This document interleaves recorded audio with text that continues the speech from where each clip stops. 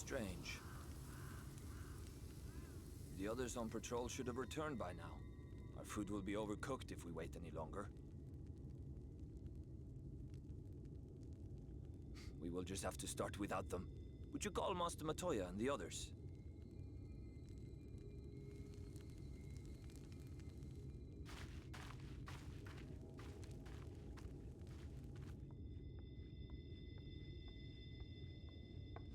I tire of these games, Urianger.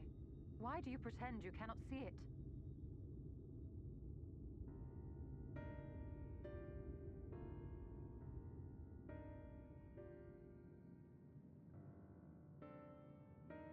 The blessing may spare her the fate of becoming a Light Warden. But you cannot be blind to the nascent corruption. She is not as she was in the Source.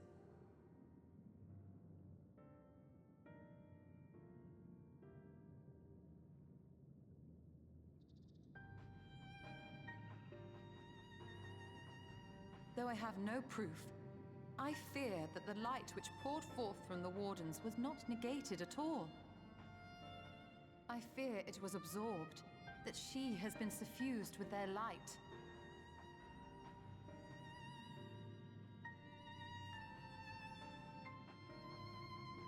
Though I have given thought to this possibility, I dare not speak until more is known.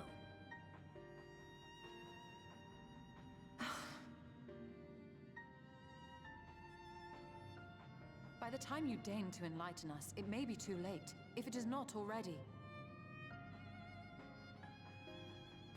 Urianger, I know full well, after all these years, that you have only the best of intentions.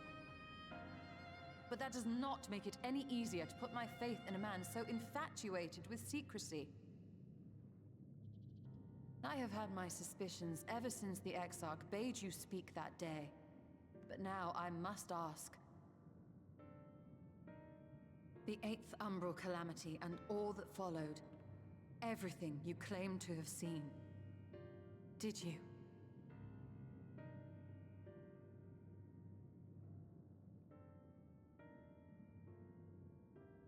Help! Someone help! The Ilmorans have come for us! We're under attack!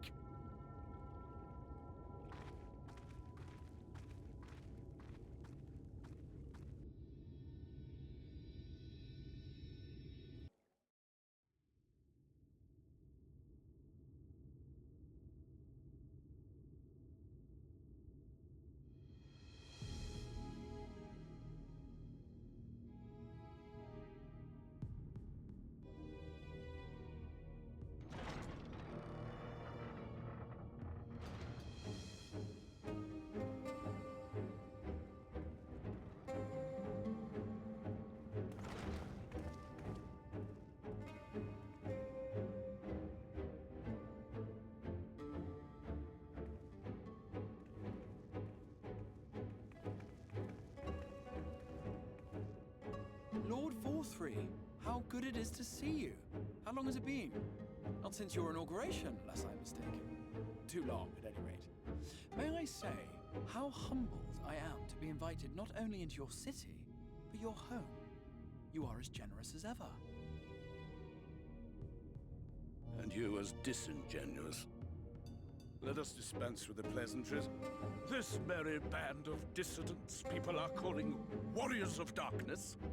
They have slain sin-eaters, and by all accounts the Crystarium is complicit in their villainy.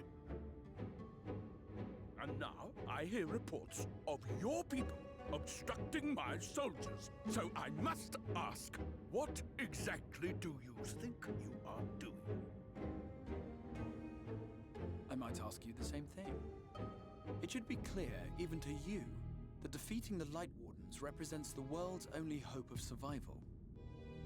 Even now, the people of Lakeland and Ilmeg rejoice in the return of night.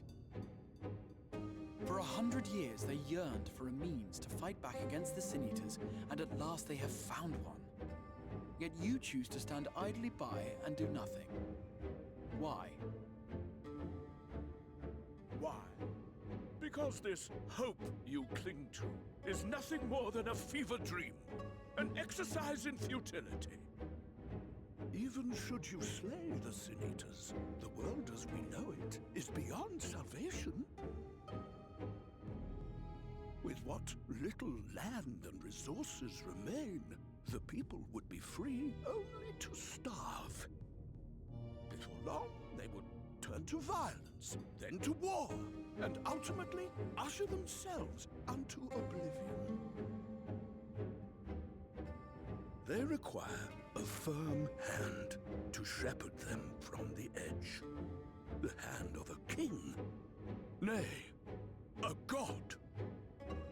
I will see their dreams fulfilled, their wishes granted. I will give them peace, order, and they shall never want for bliss.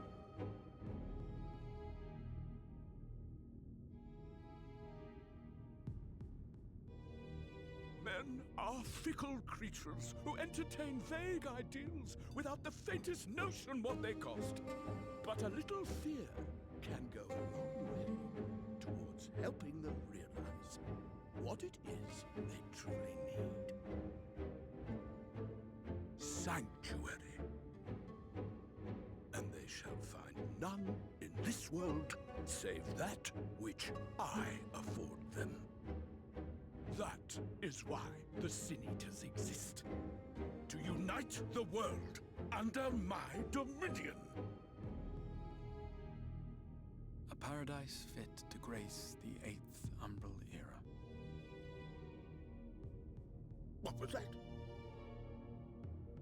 A minor epiphany, nothing more.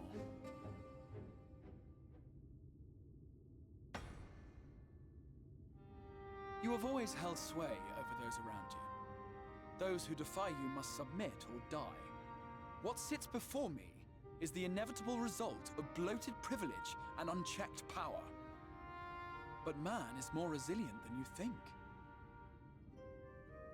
His achievements are not the product of violence and bloodshed, but compassion and understanding. This calamity is but another crisis to be overcome, and we will, once we eliminate the Sin Eaters. You poor deluded fool. These people care not for the morrow. They care only for the now, and the contentment they lack. What good is a paradise to them if it is 1,000 years in the making, or even 100?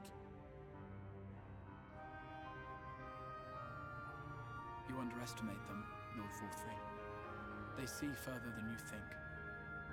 I have beheld it in the blood and sweat and tears of those who would sacrifice everything for a future they may never know, that their children may never know. I have beheld it in the hopes and dreams of those who came before, which we bequeath to those who come after, that they might in turn build upon the foundations laid by our forebears. These are the bonds which hold man and his world together, not your gilded chains, and I will resist your every effort to shackle him. In summary, you will continue to support the villains hunting my Sin Eaters? With tremendous enthusiasm, for I have faith in the future they would build.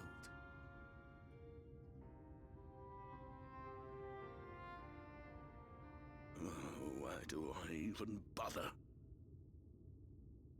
Fools, the lot of you! So naive! So painfully predictable! Did you imagine I did not know your mind? That I would wait until after this meeting to dispatch my forces? Even as we speak, they march to the Sin Eaters' defense. Insurrection will not be tolerated! The people of this world are mine to rule, mine to command. And you are no exception!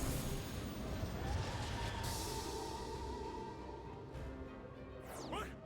How did he? Insolent swine! I will not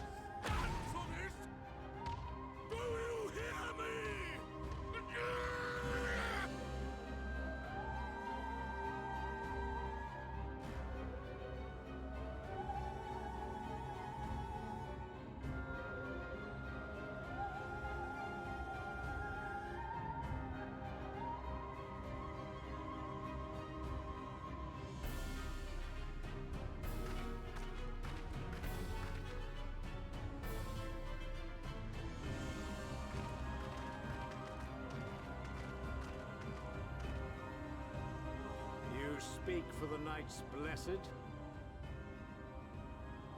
I do. I presume that is your doing. If you have come to parley, I must insist that you first return him to us.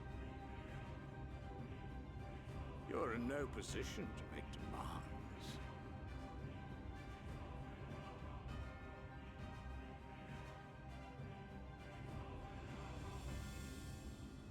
By Lord Vorthry's decree, Raktika now falls under the governance of Yulmore. You will henceforth answer to us. Is that so? And the children of the Everlasting Dark have acquiesced to this madness? We have reached an accord, yes. Too many times have the Knights Blessed shunned Yulmore's overtures of friendship. The risk that you harbor hostile intentions has grown too great to ignore. Therefore, his lordship has claimed dominion over this forest and bestowed executive authority upon the children of the Everlasting Dark.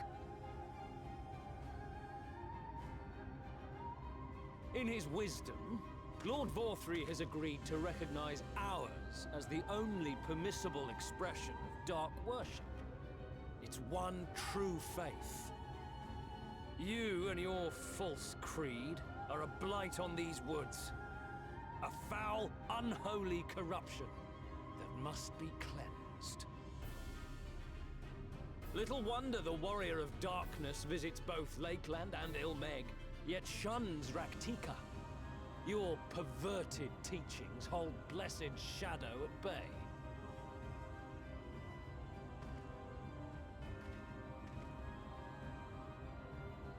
You have accepted the yoke of Yulmore to spite us, then? Fools.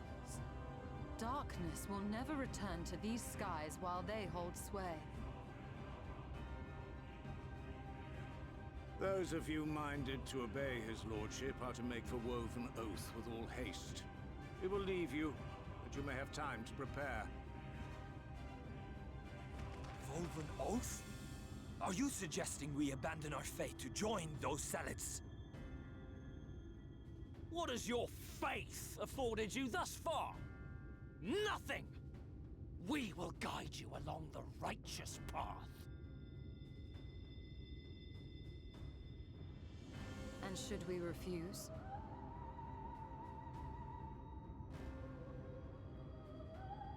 Anyone found here upon our return will be considered a traitor to Yulmore, and dealt with as such.